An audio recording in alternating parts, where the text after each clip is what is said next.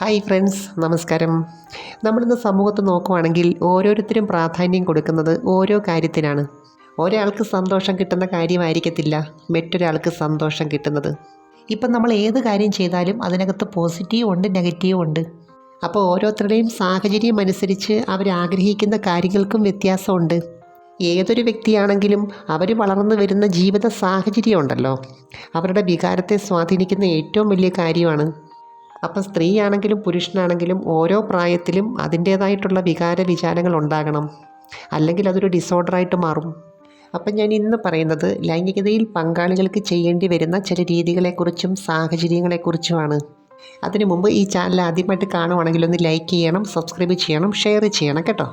ആരോഗ്യമുള്ളൊരു വ്യക്തിയെ സംബന്ധിച്ച് അവർക്ക് സ്വയം അറിയേണ്ട ചില കാര്യങ്ങളുണ്ട്. യഥാർത്ഥത്തിൽ നമുക്ക് സന്തോഷം വരുന്ന എപ്പോഴാണ്? നമ്മുടെ ഫിസിക്കൽ ബോഡി അല്ലെങ്കിൽ മെൻ്റൽ ബോഡി ചില കാര്യങ്ങൾ ആഗ്രഹിക്കുന്നു. അപ്പോൾ ഈ ആഗ്രഹങ്ങൾ എങ്ങനെ വരുന്നു? നമ്മുടെ വികാര വിചാരങ്ങളുമായിട്ട് അതിന് വളരെയേറെ ബന്ധമുണ്ട്. തന്നെയല്ല, അതിനെ വളർത്തിക്കൊണ്ട് വരാനായിട്ടും കളർഫുള്ളാക്കാനായിട്ടും ഓരോ വ്യക്തിയും പല കാര്യങ്ങളും സ്വയം ചെയ്യേണ്ടതായിട്ടുണ്ട്. അതിനെയാണ് ശരിക്കും ഈ മച്യൂരിറ്റി എന്ന് പറയുന്നത്. പ്രകൃതിയാണെങ്കിലും നമുക്ക് ആകർഷണം കൂട്ടാനുള്ള കാര്യങ്ങൾ ശരീരത്തിനും മനസ്സിനും ഉണ്ടാക്കി തരുന്നുണ്ട്. ഇപ്പോൾ ഏത് തരത്തിലുള്ള വികാരമാണെങ്കിലും നമ്മുടെ ഉള്ളിൽ അത് ആദ്യം വേണം, എങ്കിൽ മാത്രമേ ഷെയർ ചെയ്യാൻ പറ്റത്തുള്ളൂ.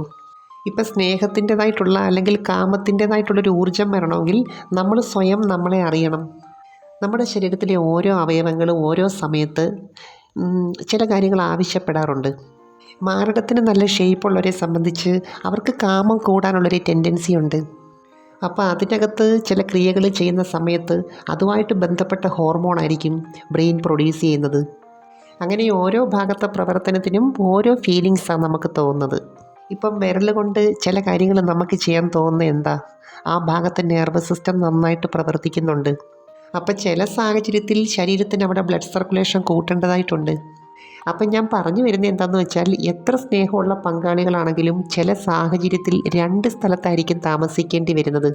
ഇനി ഒന്നിച്ച് താമസിക്കുന്നവരാണെങ്കിലും വൈകാരിക തലത്തിൽ പല ബുദ്ധിമുട്ടുകളിൽ കൂടി കടന്നു പോകുന്നവരുണ്ട്.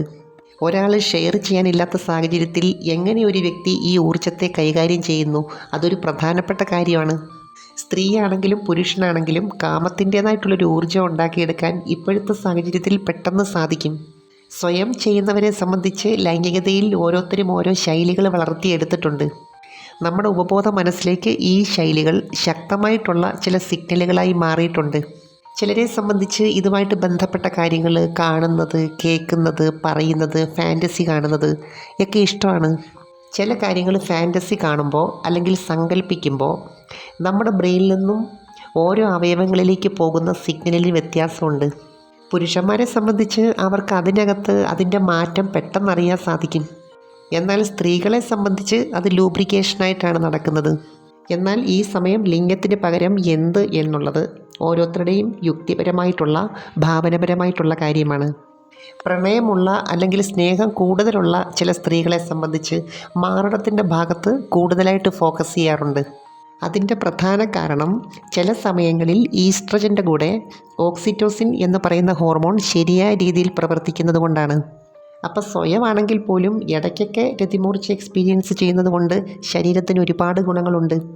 നമ്മുടെ ഡിഫൻസ് മെക്കാനിസത്തെ ഇമ്പ്രൂവ് ചെയ്യുന്നത് മാത്രമല്ല, സ്കിന്നിൻ്റെ തിളക്കത്തിനും വളരെ അത്യാവശ്യമാണ്. നന്നായിട്ട് അടിച്ചിട്ടുള്ളവരെ സംബന്ധിച്ച് അവർക്ക് അതിനായിരിക്കും താല്പര്യം കൂടുതൽ. നമ്മുടെ ആരോഗ്യവും സന്തോഷവും സ്ഥിരമായിട്ട് നിലനിൽക്കണമെങ്കിൽ വൈകാരികപരമായിട്ടുള്ള ഏതെങ്കിലും ഒരു കാര്യത്തിനോട് ഒരു പ്രത്യേക ആകർഷണം ഉണ്ടാവണം. അത് തീരുമാനിക്കുന്നത് ഒരു വ്യക്തിയുടെ ലൈഫ് സ്റ്റൈലും ചിന്താരീതിയും സാഹചര്യവുമാണ്. എന്ന് വെച്ചാൽ എത്ര ദിവസം കൂടിയിരിക്കുമ്പോഴാണ് നമ്മുടെ ശരീരവും മനസ്സും ഇത് ശക്തമായിട്ട് ഡിമാൻഡ് ചെയ്യുന്നത്. എന്ന് വെച്ചാൽ ആരോഗ്യമുള്ളൊരു വ്യക്തിയുടെ ശരീരത്ത് അതനുസരിച്ചുള്ള പ്രവർത്തനങ്ങൾ ഓട്ടോമാറ്റിക്കായിട്ട് നടക്കുന്നുണ്ട്. അപ്പോൾ ഇത് വളരെ വലിയൊരു ഊർജ്ജമാണ്.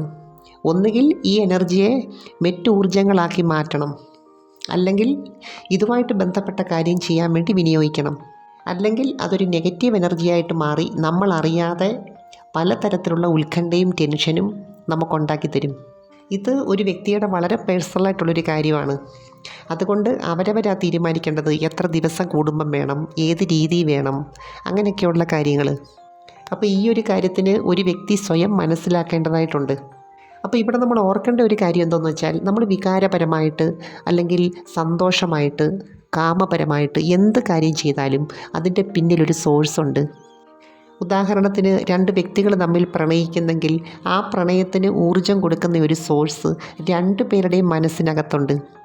അപ്പോൾ ഈ ഒരു കാര്യം സ്വയം ചെയ്യണമെങ്കിലും അതിൻ്റെ പിന്നിൽ ഒരു സോഴ്സ് ഉണ്ടാവണം. അപ്പോൾ ഈ ഒരു കാര്യവും ഓരോരുത്തരുടെ സാഹചര്യം, ബുദ്ധി, കഴിവ് ഇതൊക്കെ അനുസരിച്ച് വ്യത്യാസം വരും. അപ്പോൾ ഇവിടെ ഓർക്കേണ്ട ഒരു കാര്യം ഇത്രയേ ഉള്ളൂ.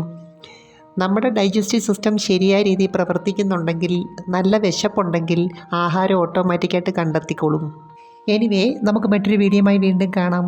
അപ്പോൾ ചാനൽ സബ്സ്ക്രൈബ് ചെയ്യാൻ മറക്കരുത്, ലൈക്ക് ചെയ്യണം, അയക്കാൻ പറ്റുന്ന കൂട്ടുകാർക്കൊന്ന് അയച്ചു കൊടുക്കണം കേട്ടോ. Thanks for watching. See next time. By.